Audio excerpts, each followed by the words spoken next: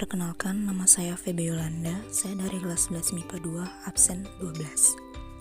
Pada video ini, saya akan berbagi sedikit materi, yaitu mengenai perbedaan sistem pemilu antara negara kesatuan dan negara federal. Pemilihan umum atau pemilu adalah proses memilih seseorang untuk mengisi jabatan politik tertentu. Huntington menyatakan bahwa sebuah negara bisa disebut demokratis jika di dalamnya terdapat mekanisme pemilihan umum yang dilaksanakan secara berkala atau untuk melakukan sirkulasi elit.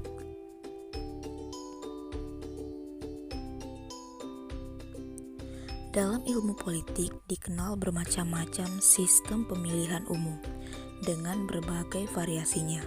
Akan tetapi, umumnya berkisar pada dua prinsip pokok, yaitu satu, single member constituency atau satu daerah pemilihan memilih satu wakil, biasanya disebut sistem distrik. Yang kedua, multi-member constituency atau satu daerah pemilihan memilih beberapa wakil, biasanya disebut sistem perwakilan berimbang atau sistem proporsional. Lalu, apakah ada perbedaan antara sistem pemilihan umum di negara kesatuan dan negara federal?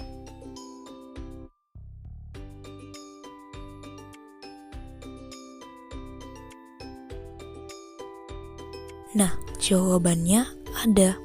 Negara kesatuan dan negara federal pastinya memiliki perbedaan pada sistem pemilunya. Untuk itu, apa saja perbedaan tersebut akan saya bahas pada video saya ini. Untuk mempermudah pembahasan mengenai perbedaan sistem pemilu antara negara kesatuan dan federal, saya mengambil dua contoh negara, yaitu negara Indonesia sebagai perwakilan negara kesatuan dan Amerika Serikat sebagai negara federal atau serikat. Adapun perbedaannya, pertama dalam hal jumlah partai. Jika di Indonesia, kita mengenal ada banyak sekali partai yang berpartisipasi dalam pemilu. Namun, di Amerika Serikat tidak seperti di Indonesia. Pemilu di Amerika Serikat dikuasai oleh dua partai besar, yaitu Partai Demokrat dan Partai Republik. Kedua, cara menentukan calon presiden. Di Indonesia, setiap partai politik bebas mengajukan calon presidennya. Capres ini pun umumnya ditunjuk langsung oleh partai yang mengusungnya. Sementara di Amerika Serikat, masyarakat merupakan pihak yang memiliki pengaruh kuat dalam pemilihan capres dari setiap partai politik. Capres akan ditentukan melalui pemilu pendahuluan, baik melalui sistem kaukus atau primary. Selain itu, capres dari masing-masing partai akan diseleksi terlebih dahulu melalui konsesi yang melibatkan kader dari masing-masing partai.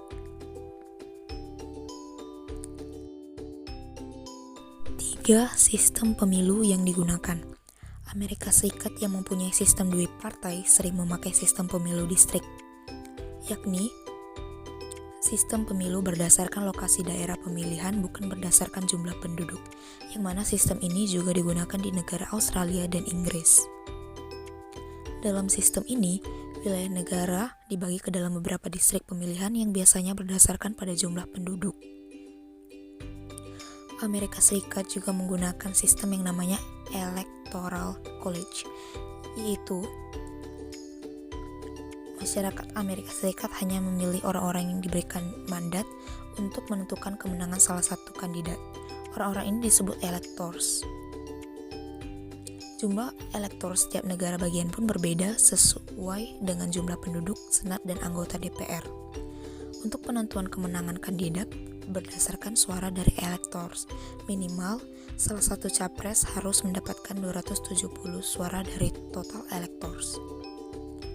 Kemudian ada mekanisme winner takes all atau perhitungan sapu bersih, yaitu sistem di mana kandidat yang mendapatkan suara terbanyak akan mengambil seluruh suara yang diperoleh, sementara yang kalah suaranya akan hangus begitu saja meski selisih suaranya sangat tipis. Sedangkan Indonesia sebagai negara kesatuan menganut sistem pemilu proporsional, yakni sistem pemilihan yang memperhatikan perimbangan jumlah penduduk dengan jumlah kursi di daerah pemilihan. Sehingga jumlah kursi yang dimenangkan seimbang dengan proporsi suara yang diperoleh partai. Pada pemilu Capres Indonesia, masyarakat terlibat langsung dalam memilih dan menentukan siapa yang cocok menjadi presiden. Hal ini berbeda dengan pemilu elektoral di Amerika. Untuk penentuan kemenangan kandidat sendiri berdasarkan hasil pemungutan suara nasional yang diperoleh masing-masing kandidat, yaitu 50% ditambah 1 dari jumlah suara. Sekian yang dapat saya sampaikan, lebih kurangnya mohon maaf. Terima kasih.